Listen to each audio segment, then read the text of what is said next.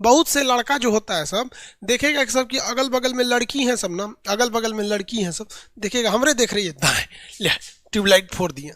अरे बकलोल कहीं का, ये लाइन मारने के सिलेबस में ही नहीं है कि तुमको ट्यूबलाइट फोड़ना है। This is out of syllabus, ये सब है ही नहीं है, इस सब के सिलेबस में नहीं है। सिलेबस में है कि टाइम दीजिए और उसके आगे आप टैलेंटेड रहिए। अब किसी भी चीज़ में टैलेंटेड रहिए। लड़की मार धार वाला लड़का नहीं खोजती है सर, शालीन खोजती है सर। अगर दो हाइट मारियो दिया है तो फिर शांति से चला जाए, वो कोई बात नहीं, चला जाए। उसको देखती तो इमोशनल, ओ माय गॉड कितना अच्छा है। वो पिटाने वाला लड़का खोजती हैं सब, पीटने वाला नहीं। जानते हो क्यों? क्योंकि सोचती हैं इसको दो लड़का पीटा और दो लड़का पीट कर चला गया, ये बंदा कुछ भी नहीं बोला। अगर इससे शादी हो जाए तो किचन में दे बेलना, दे चौकी, दे लात, दे मुक्का मारेंगे, हमको भी कुछ नहीं बोलेगा। ये मेरा जीवन साथी बहुत अच्छा बनेगा। तो ऐसे सीना पे मरकरी फोड़ेगा, दूसरे को मारेगा उसको दिखाने के लिए, तो तुमको नहीं पसंद करेगी। साला एकरा से बिया हो जाएगा, इसे हमारा किचन में दौड़ा दौड़ा मारेगा। समझ में आ रहा है? सिलेबस नहीं पता है तुम लोग को, तो कहाँ सक्सेस होगा रे तू लोग।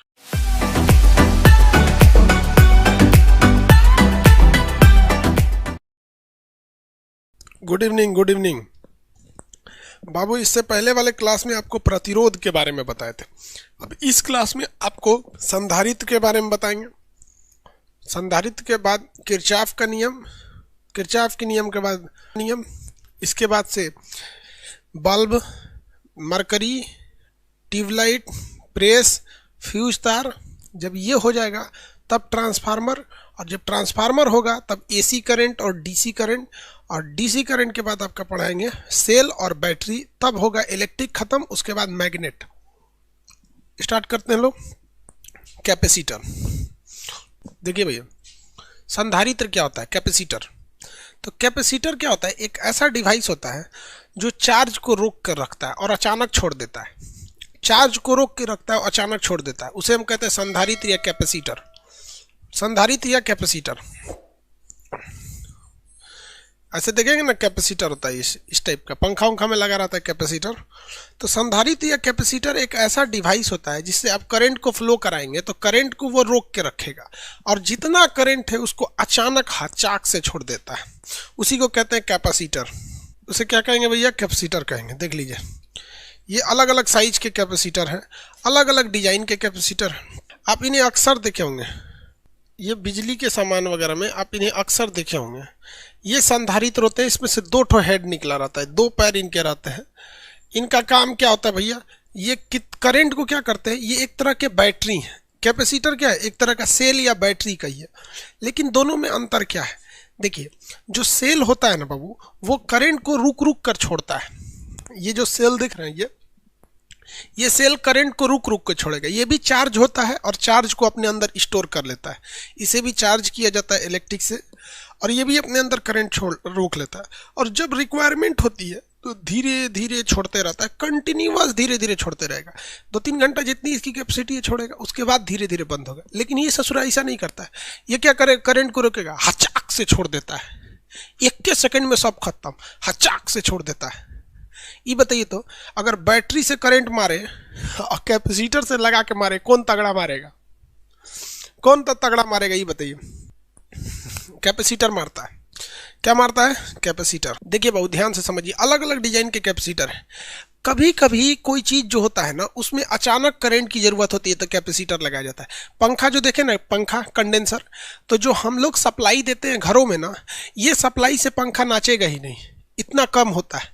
वो जो कैपेसिटर लगा देते हैं ना, इतना बड़ा देखे होंगे पंखा में, इस तरह से कंडेंसर वो लगा देते हैं। वो क्या करता है? वो जैसे आप करंट को देते हैं तो जब पंखा चालू रहता है पहले से तो स्टोर करके रख लिया रहता है। जैसे आप उसको क्या करते हैं? ऑन करते हैं तो करंट को क्या करता है? रोके रखता है। जैसे मान के चलिए आज आपने पंखा चलाया तो आज तो उसने स्टोर कर दिया, आपने पंखा को बंद कर दिया या लाइट चली गई तो जो उसमें पहले से करंट उसी को होके जा रहा था वो स्टोर करके रखा है। जैसे ऑन कीजिएगा ना तो जितना वो रोका है वो पंखवा को हचाक से दे देगा, इसलिए पंखवा खट खट खट खट खट नचने लगता है। जब नचना चालू कर दिया, एक बार जब नचना चालू कर दिया तो कोई दिक्कत नहीं, उसके बाद नच जाएगा। उसके बाद क्या हो जाएगा? नच जाएगा। जैसे कोई ट्रक खड़ी है, कोई ट्रक खड़ी है, उसको आप ढकेल नहीं पाएंगे, तो उसके लिए आपको कितनी जरूरत पड़ेगी? 20-25 आदमी की जरूरत पड़ेगी। अब 20-25 आदमी मिलकर ट्रक को ढलकाएंगे, हम लगा के हई चा, दम लगा के हई चा। और एक बार जब ट्रक डगर गया तो 25 में से 20 आदमी को हटा भी देंगे ना, तो 5 ही आदमी उसको डगरा के लेके चले जाते हैं। तो जब कभी भी करंट की रिकरिंग जरूरत पड़ती है कंटिन्यूअस, तो बैटरी, और करंट की जब हाचाक से जरूरत पड़ती है, तो सडन रिक्वायरमेंट ऑफ करंट अगर हमको चाहिए हाचाक से, तो हम किसको लगाते हैं? कैपेसिटर को लगाते हैं। दोनों में कोई अंतर नहीं है खास, बस यही है। दोनों का काम समझ में आ गया? चलिए अब मेरी ओर से ध्यान से समझिए, मेरी ओर ध्यान से समझेंगे लोग। कैपेसिटर जो होता है ये करंट को अचानक क्या कर देता है? छोड़ देता है। हाई पावर के करंट को छोड़ता है। यहाँ पे अचानक, जैसे कैमरा जो होता है उसका फ्लैश लाइट, ये वाला कैमरा नहीं, पहले एक कैमरा आता था उसमें 1 सेकंड के लिए लाइट जलती थी, फ्लैश लाइट। देखे, मैग्नीशियम होता है उसमें, तो कैमरे की जो फ्लैश लाइट होती थी 1 सेकंड के लिए जलती थी, तो कचाक से मारता है, पूरा लाइट जल जाता था। तो उसमें क्या लगा रहता है? कैपेसिटर। अभी नहीं लगेगा, छोटा साइज का कैपेसिटर लगता था। कई साइज के ससुरे कैपेसिटर आते हैं। तो जहाँ कहीं भी अचानक जरूरत रहता है तो उसमें क्या लगाते हैं लोग? कैपेसिटर लगाया जाता है। इससे करंट बहुत तगड़ा मारता है, लेकिन ये ज़्यादा देर तक सप्लाई नहीं दे सकता है। करंट ज़्यादा देर तक सप्लाई नहीं दे सकता है। ये कितना करंट सोखेगा, कितना करंट सोख सकता है, इसके लिए फॉर्मूला होता है Q बराबर C इंटू वी। Q बराबर C इंटू वी। Q क्या है भैया? आवेश है। Q क्या है? आवेश है। C क्या है? धारिता है। कितने फैराडे का है? धारिता है। इसकी वैल्यू दी रहेगी कैपेसिटर का। अब V क्या है? वोल्ट है। V क्या है? वोल्ट है। Q बराबर क्या हो गया भैया? C भी। जैसे हम कह देंगे, कह देते हैं कि 2 फैराडे की का संधारित्र, 2 फैराडे के संधारित्र से 440 वोल्ट का करंट जाता है। कितने वोल्ट का? 440 वोल्ट का करंट जाता है। तो बताइए वो कितने आवेश को रखेगा अपने पास? कितने आवेश को रख सकता है? तो भैया Q बराबर क्या होता है? C into V. धारिता यानी कैपेसिटी इसकी कितनी है? 2 फैराडे।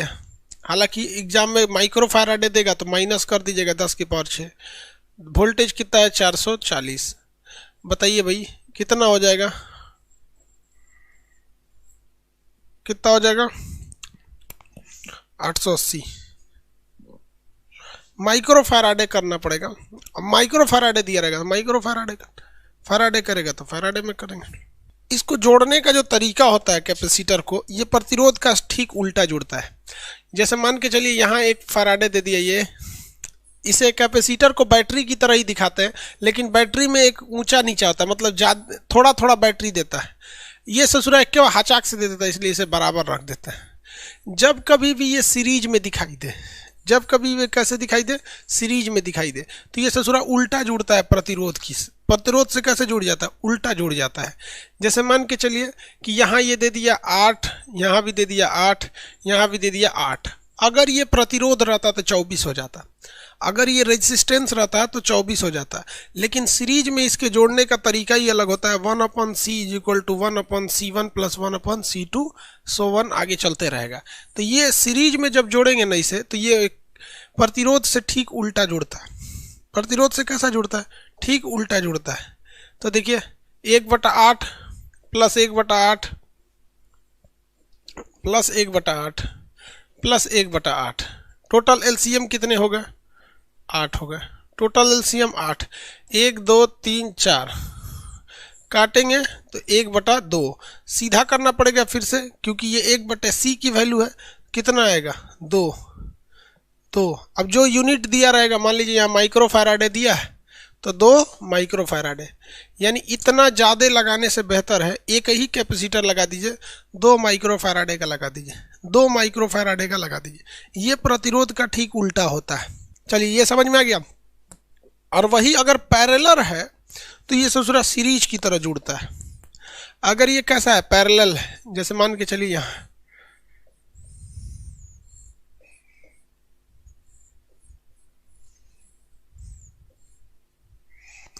अगर इसे जोड़ना है, अब इन्हें कैसे जोड़िएगा भैया? मान के चलिए सब के सब 3 माइक्रो फैराडे के, सब के सब कैसे हैं, 3 माइक्रोफैराडे के। तो इसमें नियम कहता है कि अगर ये पैरेलल में रहते हैं तो C is equal to C1 plus C2 plus C3, ये कंटिन्यूअस इस तरह से जुड़ जाएंगे, कंटिन्यूअस इस तरह से क्या हो जाएंगे, जुड़ जाएंगे। अब ये कंटिन्यूअस जुड़ जाते हैं इस तरह से, तो जोड़िए इसमें कितना हो जाएगा, C इज इक्वल टू क्या हो जाएगा 3 प्लस 3 प्लस 3, कितना हो जाएगा, C इज इक्वल टू 9 माइक्रोफैराडे। 9 माइक्रोफैराडे, कितने माइक्रोफैराडे भाई, 9 माइक्रोफैराडे। 9 माइक्रोफैराडे, किसी को कोई दिक्कत है, 9 माइक्रोफैराडे। चलिए अब आगे देखते हैं हम लोग, आगे क्या देखते हैं। ये इस पे अब थ्योरी पूछता है, कहेगा कि कोई कैपेसिटर है, इसके प्लेटों की दूरी बढ़ा देंगे तो इसके आवेश धारण की क्षमता बढ़ेगी कि घटेगी, या फिर पूछेगा कि इस प्लेट, जो ये प्लेट है, इनकी ऊंचाई घटा देंगे तब क्या प्रभाव पड़ेगा। अलग अलग टाइप से आपको क्या पूछेगा, क्वेश्चन पूछेगा अलग अलग टाइप से, और आपको अलग अलग बताना पड़ेगा भाई, किसी को दिक्कत। दूसरा पूछ देता है अगर इसमें कोई प्लेट रख दे ऐसे तब क्या होगा। तो अलग अलग टाइप के क्वेश्चन पूछते हैं। इसका आपको एक रिकॉर्डेड वीडियो है जिसमें ट्रिक के हिसाब से याद है, तो ये क्लास खत्म होने के बाद वो हम रिकॉर्डेड वीडियो डाल देंगे। अब किरचॉफ का नियम समझिए। किरचॉफ ने क्या कहा था, किरचॉफ ने कहा था, ये कुणाल सर क्या बैच में एएलपी की तैयारी वाले पढ़ सकते हैं, क्योंकि मैं एएलपी की तैयारी कर रहा हूँ। भाई देखिए, एएलपी की तैयारी में थ्योरी कुछ नहीं बदलता है, एएलपी वाले में बस थोड़ा सा न्यूमेरिकल प्रॉब्लम आगे बढ़ जाता है, कोई चेंजिंग नहीं आएंगे, एएलपी में सेम रहता है, बस उसमें थोड़ा सा न्यूमेरिकल चेंज आता है, थोड़ा सा एएलपी टेक्नीशियन टाइप का हो जाता है, तो थोड़ा सा न्यूमेरिकल प्रॉब्लम क्वेश्चन प्रैक्टिस ज़्यादा कर लेंगे, काम खत्म। एएलपी करना है तो ये थ्योरी कर लीजिए, न्यूमेरिकल की जो बुक निकली है मेरी, आप उसे बना दीजिए, और एक केमिस्ट्री, तो इसका हम आपको एक बहुत शॉर्टकट ट्रिक रिकॉर्डेड है उसे दे देंगे। अब हम लोग आते हैं किरचॉफ के नियम पे। किरचॉफ ने 2 नियम दिया था। किरचॉफ ने ये कहा था कि अगर कोई सर्किट है, जैसे मान के चलिए ये सर्किट है, ये सर्किट बंद है, यहाँ पे कोई प्रतिरोध है, एक यहाँ पे प्रतिरोध है, ये R है, मान के चलिए ये R1 है, ये R2 है, तो इसमें धारा जो जा रही है I, जो जा रही है I, तो इन्होंने क्या कहा था कि जो धारा एवं संगत प्रतिरोध होता है, इनका गुणनफल सदैव क्या होता है, कांस्टेंट रहता है। मतलब देखिए ध्यान से, जो धारा इसमें जाएगी और जो धारा इसमें जाएगी, देखिए ध्यान से, मान के चलिए इसमें धारा गई I1, इसका प्रतिरोध था I, इसमें धारा गई I2, इसका प्रतिरोध है R2। तो इन्होंने क्या था, धारा एवं संगत प्रतिरोध, यानी I1 R1 संगत प्रतिरोध, धारा एवं संगत प्रतिरोध का गुणनफल सदैव क्या रहता है, कांस्टेंट रहता है। तो जितना इसमें इसका गुणा करेंगे उतने आ जाएगा आपका किसमें, I2 और R1 R2 में।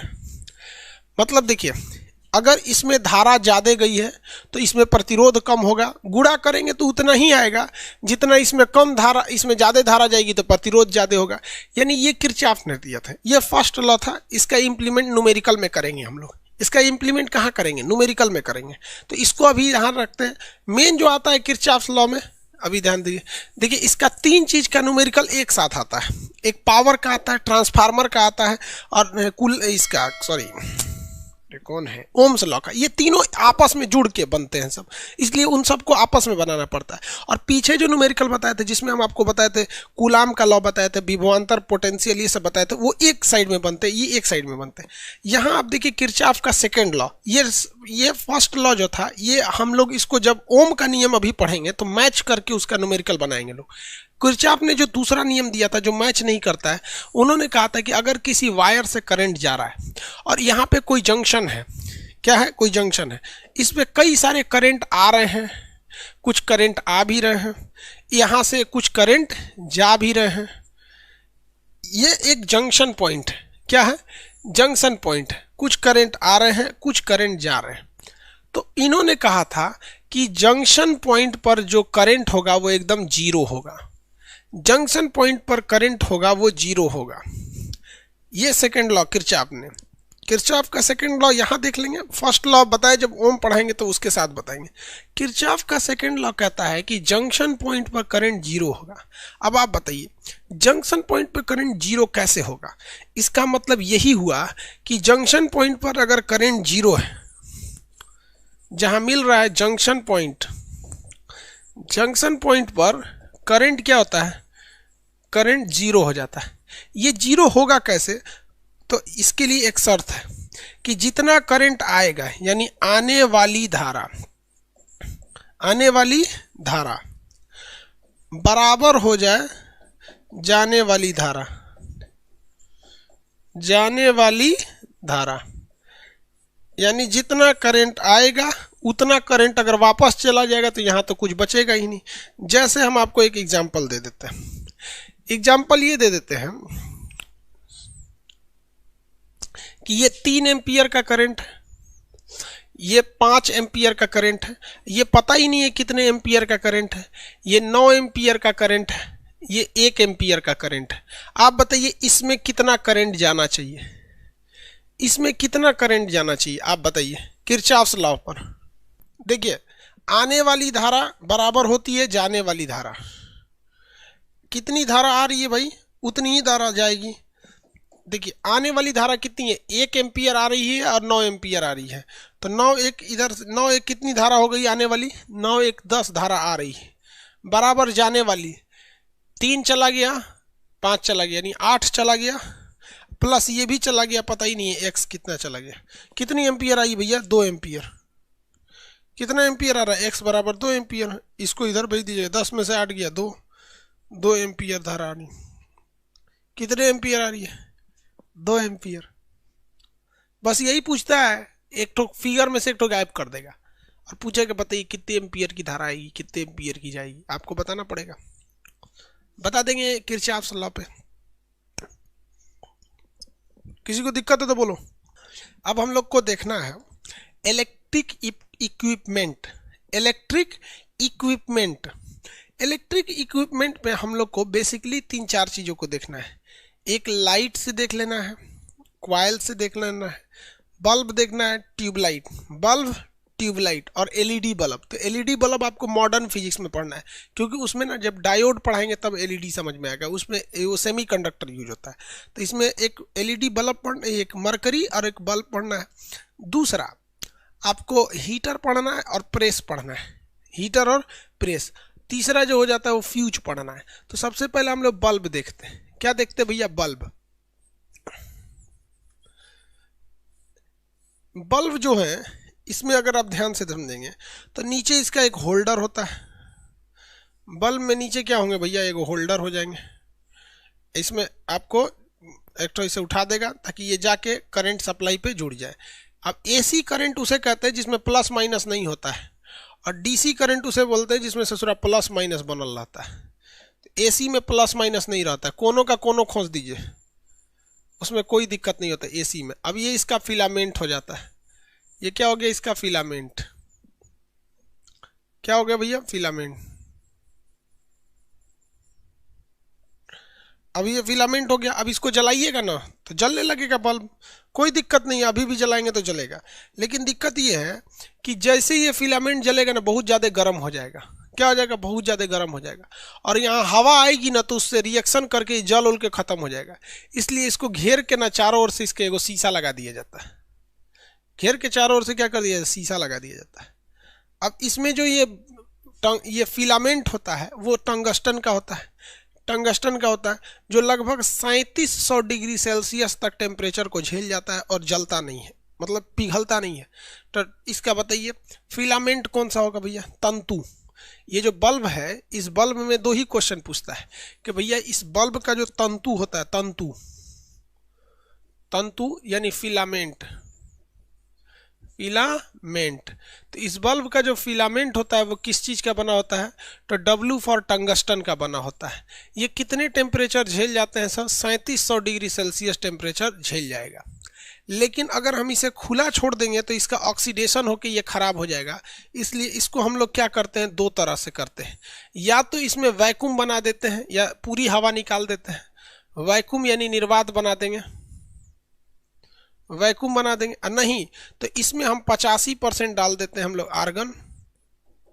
कौन सी गैस होती है विद्युत बल्ब में, बताइए आर्गन होगी या नियान होगी, हीलियम होगी, ये बताइए।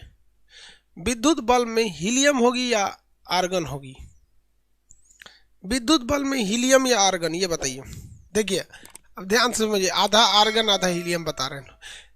ये बल्ब जो होंगे भाई, इसमें जो होता है पहले हीलियम होता था, लेकिन अभी क्या होता है भैया, आर्गन लगभग 85%, और 15% जो होता है वो नाइट्रोजन होता है। 15% क्या होते हैं, नाइट्रोजन होते हैं। आर्गन का यूज अभी ज़्यादा बढ़ गया है, क्योंकि ट्यूबलाइट में भी मरकरी और आर्गन का ही प्रयोग किया जाता है। ट्यूबलाइट में भी मरकरी और आर्गन का ही प्रयोग किया जाता है। तो ये टंगस्टन है। अब हम आपसे एक सवाल पूछते हैं, ये बल्ब कब चमकता है ज़्यादा? तो देखिए, बल्ब की जो लाइट होती है, लाइट, ये डायरेक्टली प्रोपोर्शनल होती है इसके प्रतिरोध की। किसकी? प्रतिरोध की। जितना ज़्यादा प्रतिरोध होगा उतना ही ज़्यादा चमकेगा। जितने ज़्यादा प्रतिरोध होगा उतना ही ज़्यादा चमकेगा। तो प्रतिरोध बढ़ाने के लिए हम क्या करते हैं, लंबाई बढ़ा देते हैं। क्या करते हैं, लंबाई को बढ़ा देते हैं, क्योंकि आप फॉर्मूला पढ़े हैं, R बराबर रो L बाई ए, यानी जितना ज़्यादा लंबाई बढ़ाइएगा प्रतिरोध उतना ही बढ़ जाएगा। अब एक बात बताइए, अब समझ में आया कि इसको स्प्रिंग की तरह लपेट क्यों देता है? इतना बड़ा तार को लंबाई ज़्यादा रखिएगा तो प्रतिरोध ज़्यादा होगा, इतना बड़ा तार को बल्ब बनाएगा तो छाता हो जाएगा, इसलिए उसको घुमा घुमा के क्या कर देता है, ऐंठ देता है। घुमा घुमा के क्या कर देता है, ऐंठ देता है। समझ में आ गया कि नहीं आ गया? अब हम आपको एक प्रतिरोध बताएं। एक और बल्ब देखे होंगे, उसमें ससुरा में इससे ज़्यादा चमकता है। वो क्या करते हैं सर बल्बों में, जो ऐसा इसका प्लेटफॉर्म होता है ये इस टाइप का, तो इसको तीन भाग में कर देता है, तब इस पे लपेटता है। इस ससुरा और खतरनाक चमकेगा। ये और लंबा है तो उसको 3 गो ऊ दिया है, बल्ब लग जा। अब बल्ब लग रहा है, तो ये क्यों ऐठा रहता है सब, ये आप समझ में आ गया बल्ब को? बल्ब समझ में आ गया? क्या चीज़ रहता है, टंगस्टन, और या तो पूरी तरह से निर्वात, नहीं तो 85 आर्गन और 15% नाइट्रोजन। अब कभी कभी एग्जाम में दे देता है 93% आर्गन और महज 7% नाइट्रोजन। तो ये ऑप्शन के हिसाब से वेरी कर जाएंगे, फिर दूसरा कोई ऑप्शन उस तरह से करीब में नहीं रहेगा। हालांकि 85 और 15 ही रेशियो रहता है।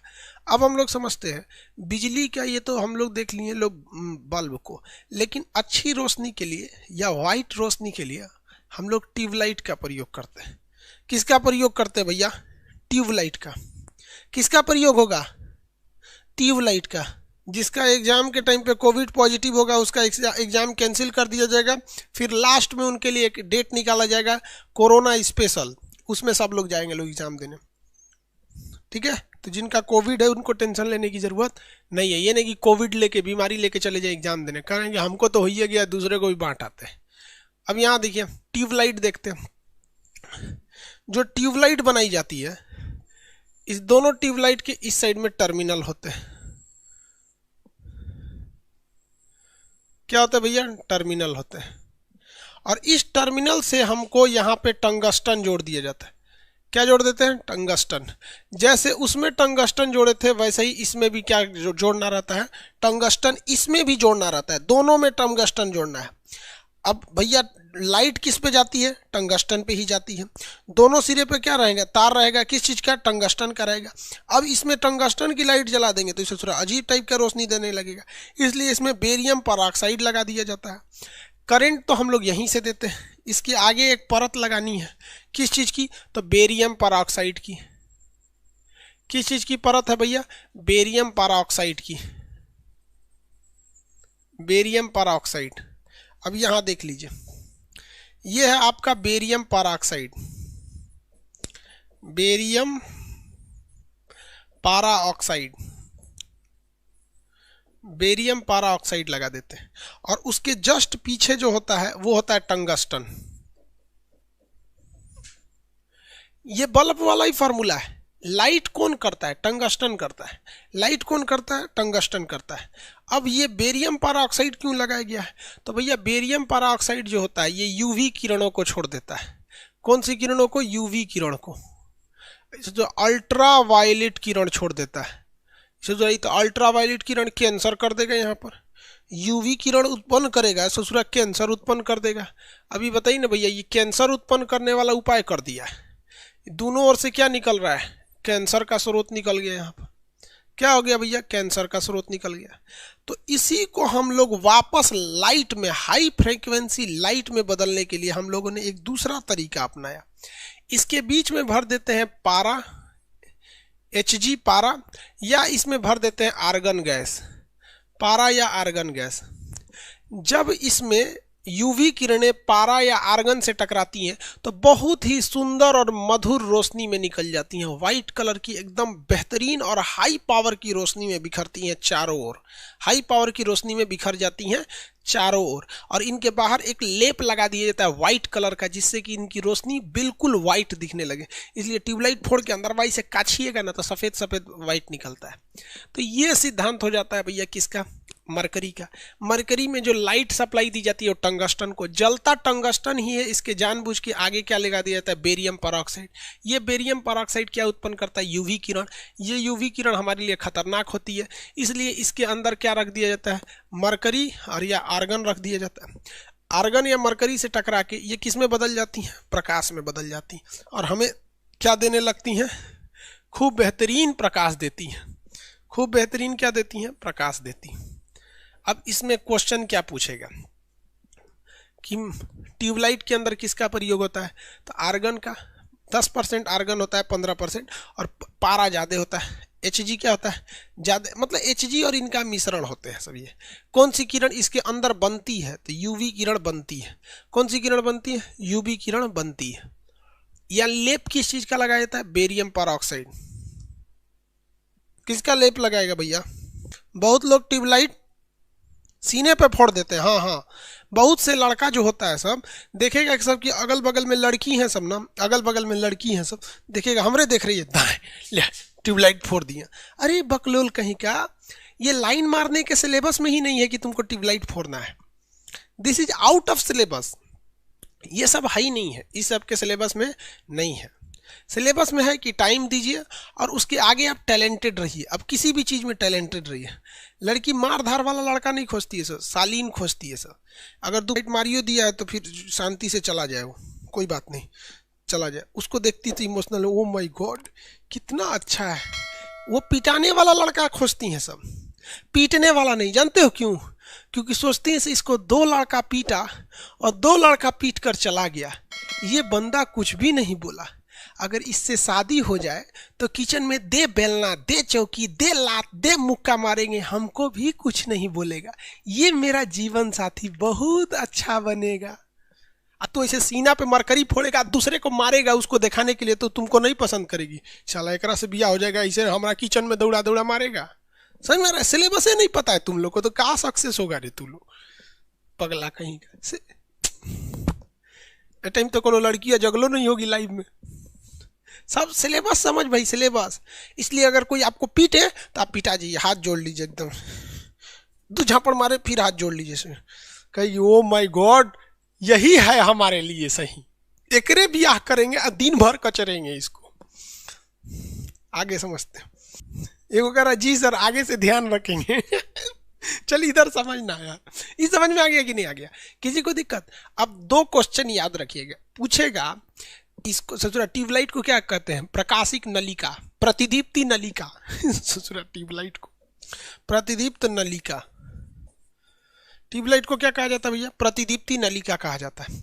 ये जब फूटता है तो आवाज करता है, या बल्ब फूटता है तो आवाज करता है। ऐसा क्यों, बल्ब फूटने या ट्यूबलाइट फूटने पर आवाज करता है बम से, ऐसा क्यों, तो याद रखिएगा इसका आवाज यानी साउंड के पीछे कारण क्या है कि जब ये फूटता है तो इसके अंदर हवाएं बहुत कम होती हैं, गैसें बहुत कम होती हैं, और बाहर गैसों की भीड़ लगी है।